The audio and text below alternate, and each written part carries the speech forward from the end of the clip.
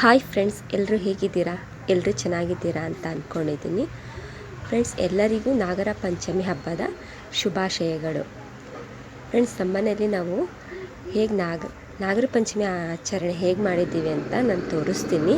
ನೋಡಿ ಫ್ರೆಂಡ್ಸ್, ನಾವು ನಾಗಪ್ಪನಿಗೆ ಹಾಲೆರೆದು ಎಲ್ಲ ಥರದ ಉಂಡೆ ನೈವೇದ್ಯ ಮಾಡಿ ಉಸ್ಲಿ ಮಾಡಿ ನಾವು ಆಚರಣೆ ಮಾಡಿದ್ದೀವಿ.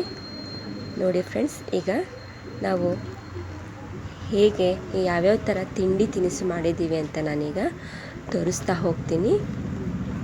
ನೋಡಿ ಫ್ರೆಂಡ್ಸ್, ನೋಡಿ ಹೇಗೆ ನಾವು ಯಾವ್ಯಾವ ಥರ ಉಂಡೆ ಮಾಡಿದ್ದೀವಿ ಅಂದರೆ ಬೂಂದಿ ಉಂಡೆ, ಎಳ್ಳುಂಡೆ, ಶೇಂಗಾ ಉಂಡೆ, ಅವಲಕ್ಕಿ, ಕೊಬ್ಬರಿ ಉಂಡೆ, ಕಾರ್ದಾನಿ ಉಂಡೆ, ಆಮೇಲೆ ಕೋಡ್ಬಳೆ ಮಾಡಿದ್ದೀವಿ. ನಾವಿಷ್ಟು ಥರದ್ದು ನಮ್ಮ ಮನೆಯಲ್ಲಿ ನಾಗರ ಪಂಚಮಿ ಹಬ್ಬಕ್ಕೆ ಇದನ್ನೆಲ್ಲ ನಾವು ತಯಾರಿ ಮಾಡ್ಕೊಂಡಿದ್ವಿ. ನಿಮ್ಗೆ ಇದರಲ್ಲಿ ಯಾವುದು ಇಷ್ಟ ಆಗಿದೆ ಅಂತ ಕಮೆಂಟ್ಸ್ ಮಾಡಿ ಹೇಳಿ. ಲೈಕ್ ಮಾಡಿ, ಸಬ್ಸ್ಕ್ರೈಬ್ ಆಗಿ. ಎಲ್ಲರಿಗೂ ಮತ್ತೊಮ್ಮೆ ನಾಗರ ಪಂಚಮಿ ಹಬ್ಬದ ಶುಭಾಶಯಗಳು. Thank you.